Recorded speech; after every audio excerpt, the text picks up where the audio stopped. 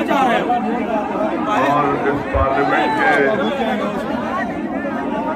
अपना दल पार्टी के कैंडिडेट नरेंद्र साहब, जिनका सिंबल एनवलप है, क्योंकि 8 बजे हमको इस जलसे को जनसभा को खत्म करना है।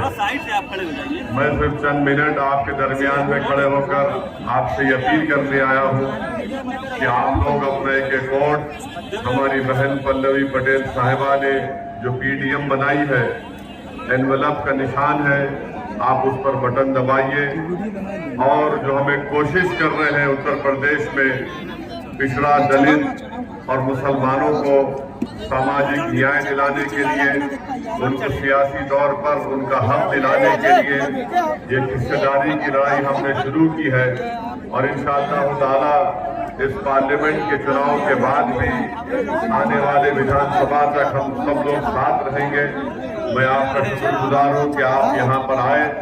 और याद रखिए, जब तक आप अपने एक वोट का इस्तेमाल एनवलप पर हमारे कैंडिडेट के हक में नहीं करेंगे, कोई सामाजिक न्याय आपको मिलने वाला नहीं है, कोई इंसाफ आपसे नहीं मिलने वाला है। अहम बात यह है कि हमको तीसरी मर्तबा भारत का प्रधानमंत्री नरेंद्र मोदी को बनने से रोकना है। वो दिन ब दिन अनाप शनाप और झूठ बक रहे हैं। और आप देख रहे हैं कि कैसे एक समुदाय को घुसपैठी कह रहे हैं। कभी ये कह रहे हैं कि उनके महिला ज्यादा बच्चे पैदा करते हैं, तो कभी खौफ दिलाने की सियासत कर रहे हैं और कह रहे हैं कि किसी के गले का उतरा हुआ मंगलसूत्र मुसलमानों को दिया जाएगा। तो आपसे हमारी अपील है कि आप मुत्तहदा तौर पर अपने वोट का इस्तेमाल करिए। और हमने एक टीवी चैनल पर देखा कि भारत के प्रधानमंत्री ने इतनी बड़ी झूठ कह दी, बोले हैं वो आपको बोले, तो ठीक है। अभी हमको थोड़ा वक्त मिला है 10-15 मिनट का, तो ज्यादा आपके सामने बोल पाएंगे।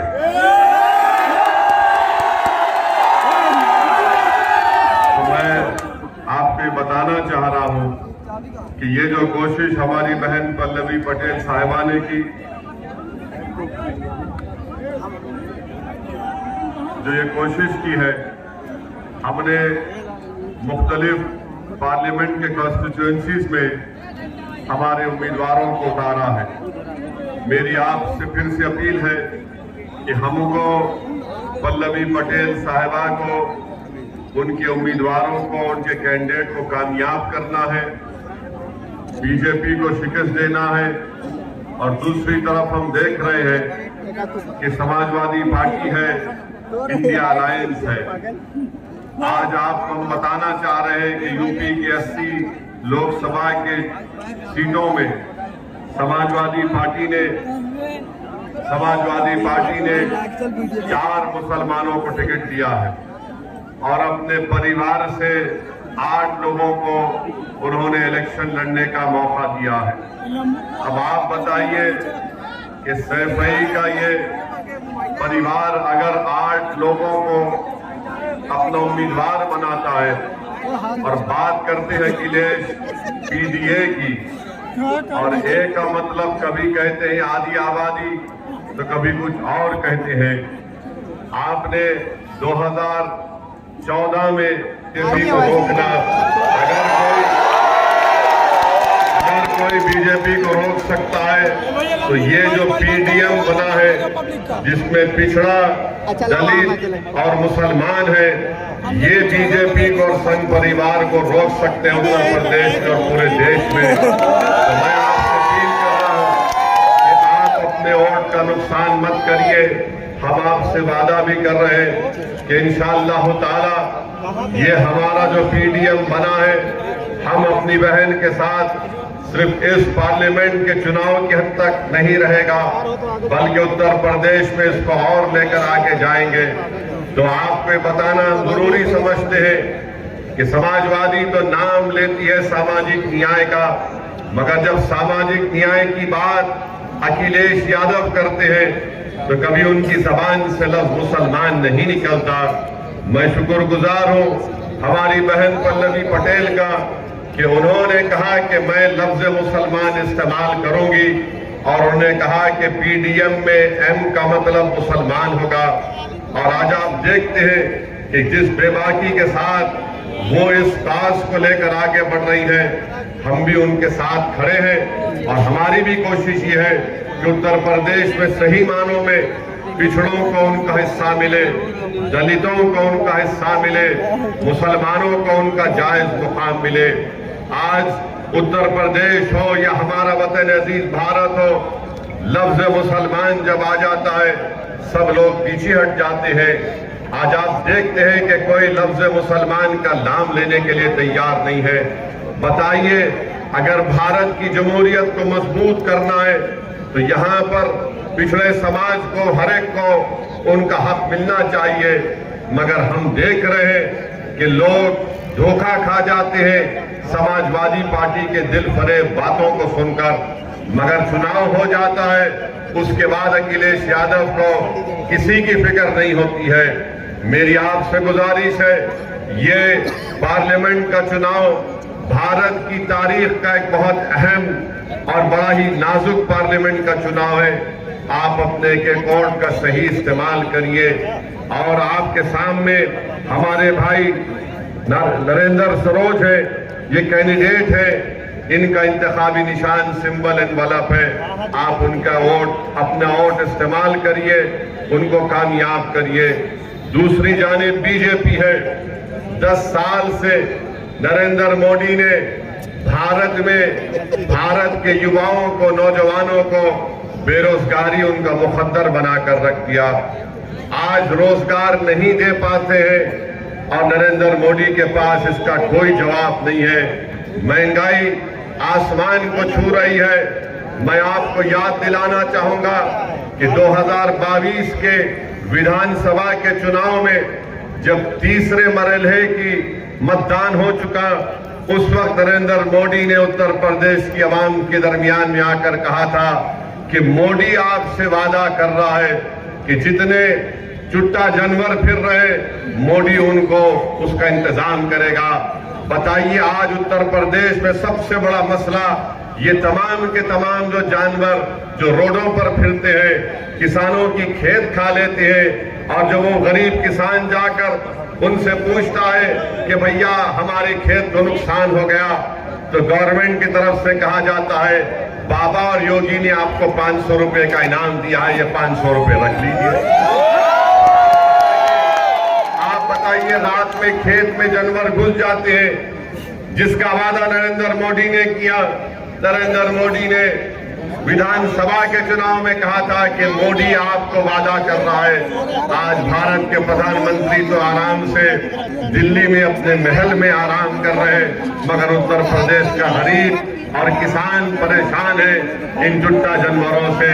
इसका कोई पुरसान हाल नहीं है। आज आप देखते हैं कि नरेंद्र मोदी कहते हैं कि मैंने गरीबों को गैस का सिलेंडर दिया। मोदी जी, कभी किसी गरीब के घर में आप चले जाइए, 1 या 2 गैस का सिलेंडर के बाद वो गरीब परिवार गैस का सिलेंडर खरीद नहीं सकता, उनके पास उतने पैसे नहीं है। वही लकड़ियों पर खाना पकता है, वही धुआं निकलता है हमारी बहनों के लिए। फिर तीसरा, नरेंद्र मोदी कहते हैं कि मैंने प्रधानमंत्री आवास योजना में घर दिए। अरे कहाँ दिए हैं आप बताओ ना हमको।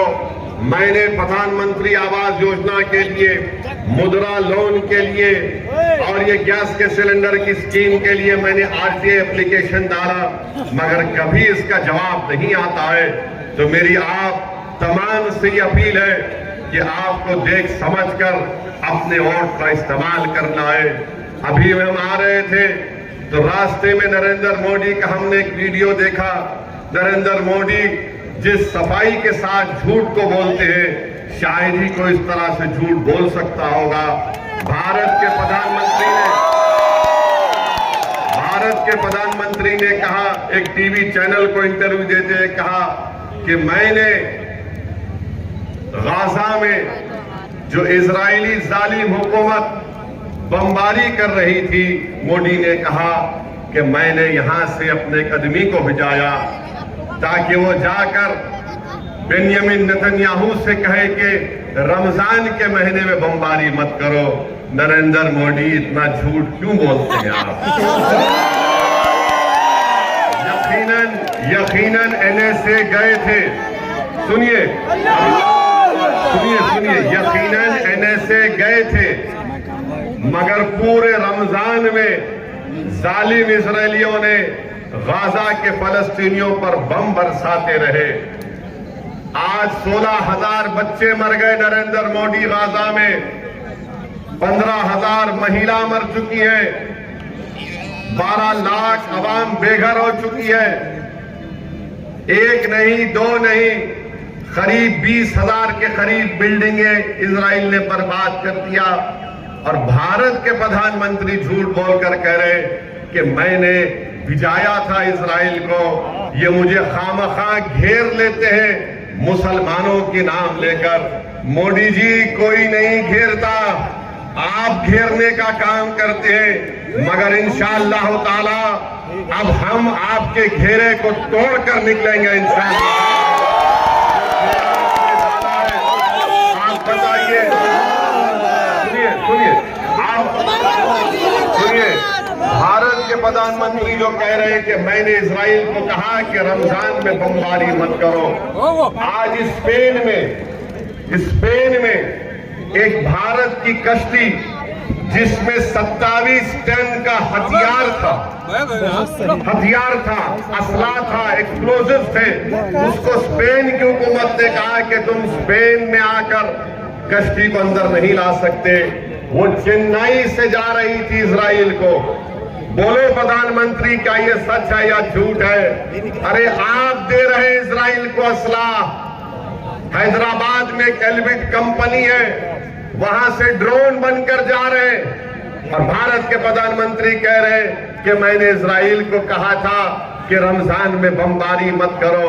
अरे मोदी जी, अगर आप इतने ताकतवर हैं तो इजराइल ने तुम्हारी बात क्यों नहीं सुनी? जब आपके भक्त कहते हैं कि मोदी जी ने यूक्रेन में जंग रुका दी, तो ये तो छोटी बात थी। नेतन्याहू तो आपका बड़ा करीबी दोस्त है, आप तो उसको गले लपेटते हैं जब कभी भी आप मिले उससे। बताओ कितना झूठ आप बोलेंगे मेरे अजीज दोस्तों और बुजुर्गों। फिर भारत के प्रधानमंत्री टीवी के इंटरव्यू में कहते हैं कि यकसा civil code, uniform civil code, मिसाल देते हैं छोटे बच्चों को बिठाकर। मोदी जी, आप छोटे बच्चों को बिठाकर कुछ भी बोल सकते हैं, मगर असदुद्दीन ओवैसी जानता है कि आप क्या करना चाहते हैं। यूनिफॉर्म सिविल कोड की बात नरेंद्र मोदी करेंगे और उत्तर प्रदेश में धर्म परिवर्तन का कानून लेकर आते हैं, लव जिहाद का कानून बनाते हैं। बताओ वो यूनिफॉर्म सिविल कोड और ये कानून कैसे एक जगह जमा हो सकते हैं? बताओ उत्तराखंड में जो बीजेपी ने यकसा सिविल कोड UCC बनाया, वो ये कहता है कि मुसलमान अपनी शादी निकाह से नहीं करेगा, गवाह नहीं होंगे और दुल्हन को मेहर नहीं मिलेगा, उसकी शादी होगी तो स्पेशल मैरिज एक्ट के तहत होगी। बता नरेंद्र मोदी, आप UCC की मिसालें देते हैं। 1400 करोड़ टैक्स रिबेट आपने उन तमाम समाज को दिया जो मुसलमान और ईसाई नहीं है, आप क्यों नहीं हमको देते? भारत के प्रधानमंत्री एक और झूठ बोलते हैं, पूरे देश में जाकर झूठ बोल रहे हैं कि मुसलमानों को आरक्षण दिया जाएगा, दलितों का और पिछड़ा समाज से लेकर। नहीं नरेंद्र मोदी, आपने गलती की। हमको दलितों का हिस्सा नहीं चाहिए, हमको पिछड़ा समाज का हिस्सा नहीं चाहिए। हम यही कह रहे हैं कि इंसाफ करो। भारत के संविधान में दफा 15 और 16 के तहत आप हमसे इंसाफ करो। मैं आपको बता रहा हूं, आज नरेंद्र मोदी बाबा साहिब अंबेडकर की बात करते हैं, मगर वही बाबा साहिब अंबेडकर के संविधान को खत्म करना चाहते हैं। कैसे खत्म करना चाहते हैं? नरेंद्र मोदी की सरकार ने इकोनॉमिक वीकर सेक्शन के ऊपर 10% रिजर्वेशन दे रहे हैं। किसमें दे रहे हैं? तालीम में और रोजगार में। अब ये 10% में न दलित जा सकता है, इस 10% में ना अदर बैकवर्ड क्लास के पिछड़ा लोग जा सकते हैं, और ये 10% सिर्फ अपर कास्ट लोगों के लिए मोदी ने किया। बताओ नरेंद्र मोदी जो आबादी का 80% हिस्सा है, आप उनसे कह रहे हैं कि तुम 27% या 50% में अपना खेल खेलो, और जो इस देश के 10% हिस्सा है, 20% हिस्सा है, नरेंद्र मोदी उनको 10% हिस्सा दे रहे हैं। बोलो मोदी, किसका रिजर्वेशन आप छीन रहे हैं? आप दलितों का हिस्सा मार रहे हैं, बैकवर्ड क्लास का हिस्सा मोदी मार कर देना चाहते हैं। और याद रखिए, ये 400 पार की बात जो बीजेपी कर रही है, वो संविधान को बदल देंगे। अगर आपको मेरी बात का यकीन नहीं है तो जाकर मेरी भाषण के बाद इंटरनेट पर देख लो, आसाम का मुख्यमंत्री क्या कह रहा है। आसाम का मुख्यमंत्री कह रहा है कि 400 दे दो, हम काशी मथुरा भी छीन लेंगे, हम पाकिस्तान से पीओके ले लेंगे। मोदी जी, 10 साल से आप क्या कर रहे थे? 10 साल से आप पीओके ले रहे थे, मगर आपने पीओके नहीं लिया, तो मालूम हुआ 10 साल से नरेंद्र मोदी सिर्फ चाय पी रहे थे और सो रहे थे। अब चुनाव आ गया तो मोदी कह रहे हैं कि पीओके ले लेंगे। मोदी जी, पीओके ले लीजिए ना। भारत की संसद में हमारे बुजुर्गों ने एक रेजोल्यूशन पास किया था कि वो भारत का हिस्सा है। अरे आप 10 साल से क्या कर रहे हैं? मगर आप भाजपा के लोगों से पूछो तो बोलेंगे पीओके ले लेंगे। जब उनसे पूछो चीन का क्या करोगे, चीन भारत की 2000 स्क्वायर किलोमीटर जमीन पर कब्जा करके बैठा है, तो नरेंद्र मोदी और बीजेपी के लोग सन्नाटे में आ जाते हैं, सन्नाटे में आ जाते हैं। भारत के प्रधानमंत्री मोदी कहते हैं कि मैंने जिंदगी में कभी हिंदू मुस्लिम नहीं किया। आपको यकीन है? मोदी जी कह रहे हैं कि मैंने कभी नहीं किया। मोदी जी, ये कब्रिस्तान शमशान का मैंने कहा था, 80-20 मैंने कहा था। कपड़े देखकर पहचानो, किसने कहा था? मोदी ने। मेरे भाई, आज भारत के प्रधानमंत्री कहते हैं कि हम मुस्लिम महिलाएं ज्यादा बच्चे पैदा करती है, झूठ है। घुसपैठी कहते हैं, और फिर देश के प्रधानमंत्री हैं, 133 करोड़ जनता के प्रधानमंत्री हैं, मगर मोदी कहते हैं कि 15% लोगों को ज्यादा दे दिया जाएगा। अरे मोदी जी, आपको इतनी नफरत क्यों है? इतनी नफरत क्यों है आपको?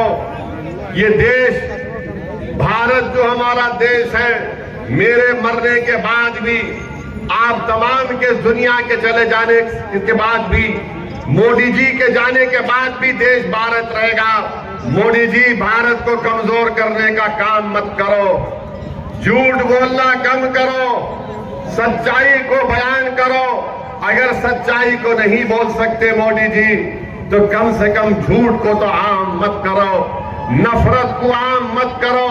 आप कब तक पिछड़ा, दलित और मुसलमान को आप इस तरह से नफरत फैलाते रहेंगे उनके बारे में? जब कभी भी आप देख रहे हैं भारत के प्रधानमंत्री का भाषण होता है, अमित शाह कहते हैं कि ईद मनाएंगे मगर दूसरी जगह नहीं जाएंगे। अरे आखिर क्यों? आप 10 साल में आपने कितने नौकरी दिए? बताओ, तुमने कितने गरीबों के घर में चूल्हा जलाया? बताओ, तुमने महंगाई कितने कम की? 400 पार बोलते हैं, आज पेट्रोल 100 पार हो चुका है। मोदी को अमित शाह की फिक्र नहीं, कोई फिक्र नहीं है।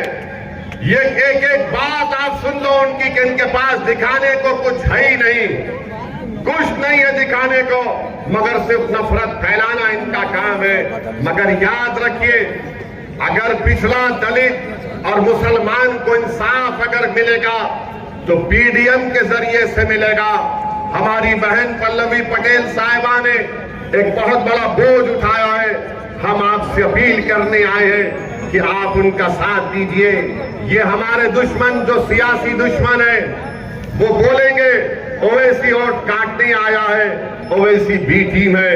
मेरे भाई, ये जो इंडिया अलायंस है, महाराष्ट्र में 48 लोकसभा की सीटें हैं, एक भी मुसलमान को टिकट नहीं देते और आकर हमको गाली देते हैं। हैदराबाद में हमारे खिलाफ कांग्रेस ने उम्मीदवार खड़ा कर दिया, बीजेपी ने खड़ा कर दिया और सब ये समझ रहे थे कि अब के बार हैदराबाद की सड़कों पर असदुद्दीन ओवैसी को हम रोक लेंगे। मगर आप देखना इंशाअल्लाह ताला 2019 में जितनी हमको हैदराबाद और अल्लाह ने मेजॉरिटी दी, उससे ज्यादा मेजॉरिटी से इंशाअल्लाह। और हमारे सुनिए, हमारे लिए मोदी जी आ गए, अमित शाह आ गए। अमित शाह 2 मरतबा आ गए। अमित शाह साहब इतना पुकार पुकार कर कह रहे थे, हमको लग रहा था कि कहीं कुछ हो ना जाए उनको, कहीं कुछ हो ना जाए उनको। मगर बहरहाल मेरे भाई, आज आपसे एक ही गुजारिश है कि एक नई शुरुआत करिए, एक नया इनकलाब लिखिए। याद रखिए, अगर भारत की पार्लियामेंट में पिछड़ा, दलित और मुसलमान की नुमाइंदगी नहीं होगी तो फिर कौन आपकी आवाज बनेगा?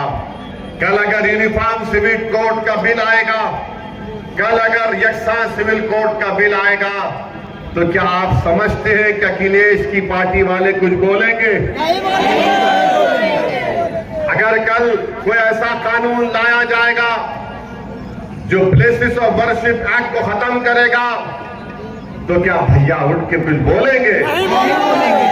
भैया तो सिर्फ यही बोलते हैं कि दरी बिछाओ और अपनी जवानी मुझ पर कुर्बान कर दो।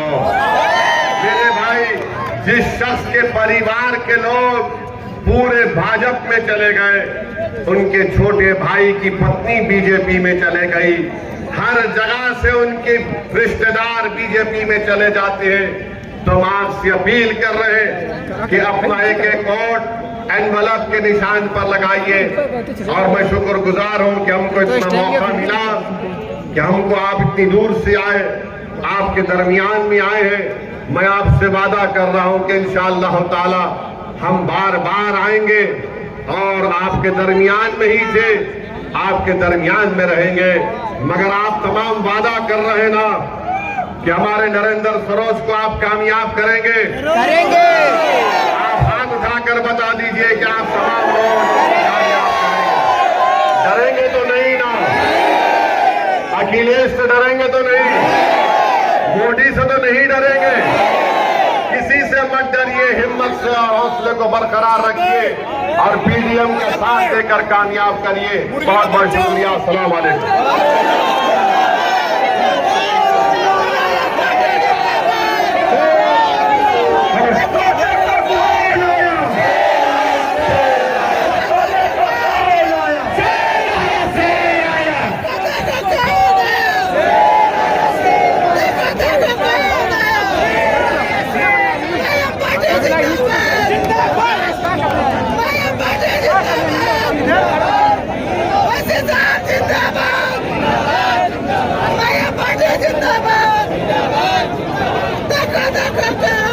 माइक रखो, माइक रखो, माइक रखो, वो आगे।